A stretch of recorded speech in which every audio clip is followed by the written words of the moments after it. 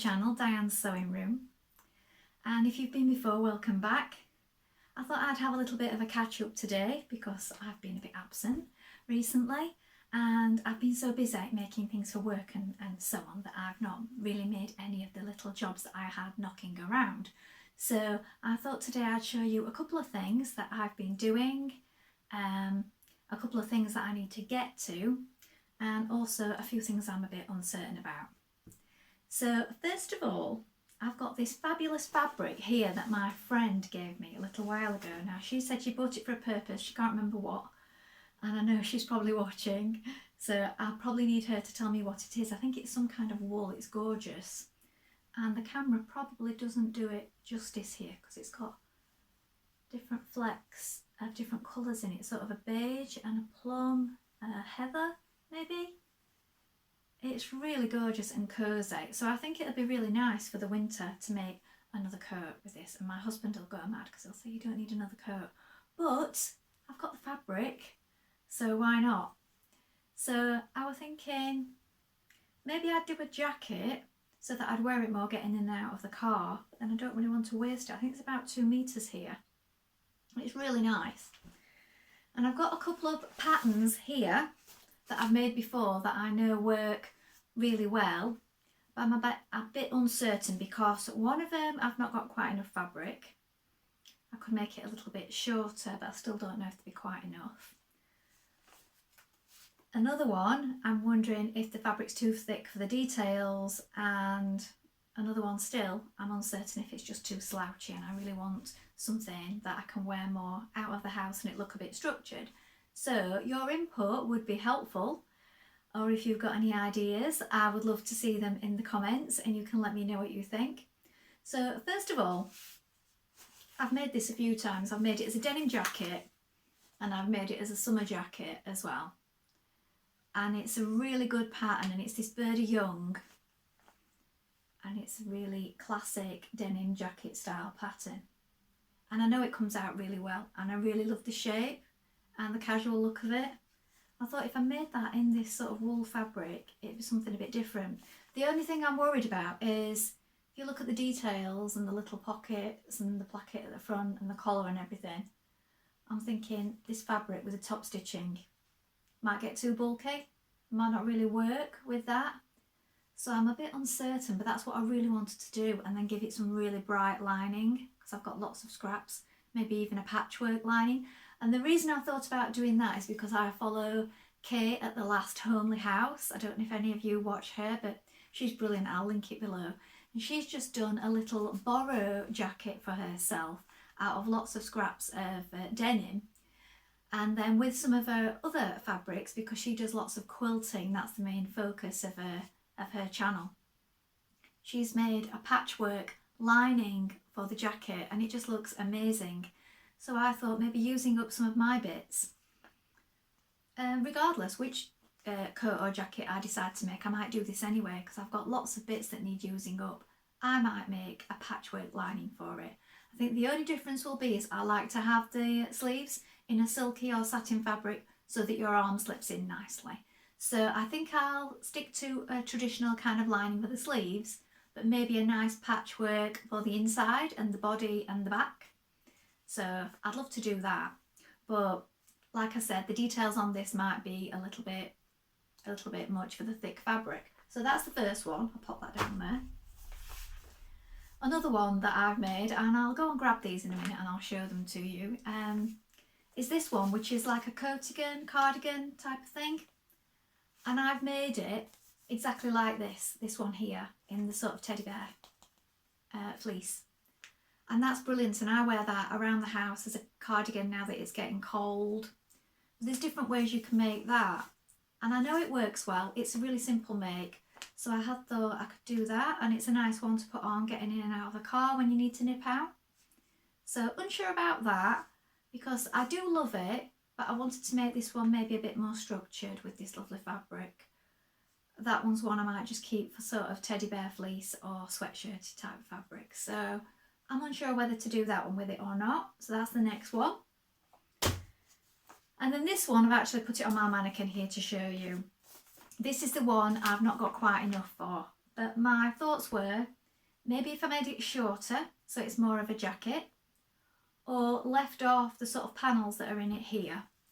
And in this one, it's made in a really lightweight fabric. But what I did last year is I made it as a coat and then I lined it as well. I added a lining. And I also changed the belt. Rather than have a tie belt, I've made a proper belt with a buckle that I had knocking around. So I'll show you that one now. And that is one that I think is more of a traditional coat, and I think it would look good with this fabric. But I don't think I've got quite enough. Like I say, leave a few details off, but then does it spoil it and make it shorter? So here I've got it sort of midway. I've not got it as long as this. I've got it sort of up here. So I'll show you that now. So that's that one. I'll bring the mannequin in. And I'll move up. So this is the coat, and this is a vegan wool. And it's got these panels on here. So it's really thick in this chest part here. It's got belt loops, it's got pockets, and it comes to sort of mid-thigh. So it's a good substantial winter coat, and it's got this nice collar with proper lapels here, look, in 2 pieces. And then I already had this sort of tortoiseshell buckle, so I made the original belt, and then I thought I wanted something a bit better, so I made myself this belt, which is sort of the vegan wool on one side and sort of a navy faux leather on the other, which I had from my bag making because I like to make handbags. Then on the inside I've lined it with this fabulous jade green satin lining fabric, and I love this coat. So that's what was sort of making me think I really would like to maybe make this again, but I'm a bit short of fabric. Now, do I leave these off? Because they do take up quite a bit of fabric, or maybe I could just do them one-sided like this and use lining on the other. Maybe I could eke it out and do it that way. The belt, obviously, if I made it like this again, I wouldn't need as much fabric, because you don't need as much if you're not doing a tie belt. And like I said, just do it maybe a little bit shorter. So maybe I could, if I lay the patterns out and have a play around with it, maybe I could get that one out of this fabric. Like I say, I think it's about 2 meters. I need to measure it properly. So I'll move that back over there. So I would love to hear your thoughts on that, and I'll hold the 3 patterns up again. So we have the denim jacket style, which I like, but like I say, maybe fiddly. We have the one that's sort of a cardigan type thing. Maybe, is that one too casual? Or this one, where we're short of fabric, and I might need to do some juggling, as I have done in quite a few of my other videos, so maybe it would work. So if you want to let me know what your thoughts are and what you think, that would be great. So that's the first thing that I'm thinking about making shortly. So this is the slouchy sort of, excuse my hair, keep bobbing down. This is a slouchy sort of coatigan made up. So this is nice and casual and really comfy for wearing, but it's a nice easy make. So that's that one. And then the denim made up. This has got 2 linings in it because I had a pink lining in it, and then wanted a silky one like I mentioned, so it slides on and off. So I've just gone in and just put it over the top, so it's a little bit thicker than it was before. But I really love this, and I wear it a lot. I made it a few years ago, and I know the pattern works really well. So that's it in a denim, and then I went and I made it in a cotton, like this. And I made the one without the band on, the version without the band on, for that one. And they're just pocket flaps, the mock pockets on that, and grey buttons. And then I did a grey lining, and that's more for the summer because that's just cotton with a lightweight lining inside. So I did that 2 ways. So those are the other 2 jackets made up. So the next thing that I've been doing is a little bit of patching and mending on this. Now I really want to do more sort of patchwork type of things. I'm not really experienced with doing that kind of thing. I did make a lovely patchwork quilt years ago that took me forever. And unfortunately, I don't know what happened to it when we moved, but I did it all in really dark colours. So the time and effort that I spent on it was a real shame that all the bits that I used when it all came together, the pattern was fabulous. It was called Lone Star or something. It took me quite a lot of hours making the panels and putting it all together. But then when I'd finished it, I didn't really like the colours, so I sort of thought, oh, I spent all this time on this. It's not really my taste. The dark colours, they didn't really have enough pop of colour in it for me. So that was a shame. And quilting does take a lot of time. I'm not really into all the sort of mathematics of it all. It's just not my thing to be working it all out and sitting there making sure everything is so precise. But I'm happy to do that with dressmaking and so on, but with the patchwork I'm a bit more haphazard. So I'm going to show you this. So quilters out there, you're probably going to hate this and be shouting at the screen, but I just made this to go on my sofa, was it last year? 2 years ago I think it was. And it's to protect the sofa because my dog gets up and sits beside me. I have 3 dogs and 2 of them like their own space and will get up for a cuddle and get down, but one of them likes to be with you all the time. I didn't want him ruining my new sofa. So I made sort of a lap size quilt, which I tuck in over the seat of the sofa, and then I can just keep throwing in the washing machine. The only problem is, because dogs like to do this with their claws and he's always cleaning himself, he pulls at the stitches and he's also worn bits of it. So whereas it started off with these sort of hexagon shapes all over it,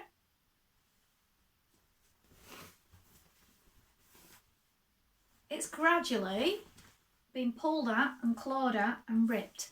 Some of these have been replaced. I didn't join them all together. What I did was I made them and then I placed them like this.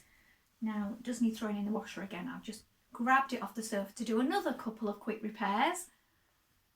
As you can see, there's squares on it all over the place now, but it started off with just these shapes on it that I'd added. And then I hand quilted it, and then that got picked at by the dog, and then I machine quilted it the other way, just in lines, no design. So it has got wadding between it and then an old sheet on the back. But this is what I've been doing. I've been adding in all these little squares here and there where it was pulled and it was going through into a hole. There's a bee there. And then today I've added a couple of bigger ones because there was places that were going. So you've got this bit and this bit, which is really random. So I really liked it when I made it, and somebody said, oh, you can't just have that for the dogs sitting on. But it's not just the dogs, I sit on it too. It does protect my sofa, it can be washed regularly, and I just keep adding to it really. So that's what I've been doing. I've been adding bits to that. And as I said, I've mended a bit more today. So that's another little job I've been up to. Then I'm making some more little brooches with my scraps. And I'm thinking of starting another handbag today and maybe having this as what I used to do is, years ago when I made my bags, I used to make detachable brooches that would go on the bag. So you could either have them on the bag as a feature, or you could take it off and wear it as well. And I gifted a couple of these to friends as well over the years. So this one is just pinned at the moment. So I've been making the petals and the leaves, and I've got a button there which I'm holding. And I was trying to do that autumn colours. I made that one a little bit different, but what they often look like when I've made them, I've made them a different way, and I've enclosed the petals and I've made them sort of like this. And I made a butterfly there. And I've got some of these in my Etsy shop. Now Etsy is something else I'm just a little bit, I'm wondering about at the moment, because I recently sold a bag. Etsy fees seem quite high when you actually sell anything because they've got lots of little bits that they add on, so the percentage doesn't sound very much. And if you're just someone who just does it occasionally like me and it's not a big business thing, and you spend a lot of time on something and you put it on there, it can feel a little bit like they take a massive chunk when you do sell something. So I don't quite understand. There's a postage fee, that they charge, even though I don't use their postage, and it's for the processing, but there's processing for that and various other things. So this week I sold something, and the chunk that they ended up taking from the small amount that I made was about £6.50, and then by the time I've taken off my materials and my time to do it and everything, I think I only ended up making about £14 on the item that I made. That's took hours and hours and hours, and it's got supplies going into it as well. So it just made me think, you're not really supported for being a handmade designer on there. They just take what they can, really. And I know lots of people do really well on there, and I don't like having a moan about things on here, but it just really wound me up, and I'm wondering what to do. So I've been on there a couple of years.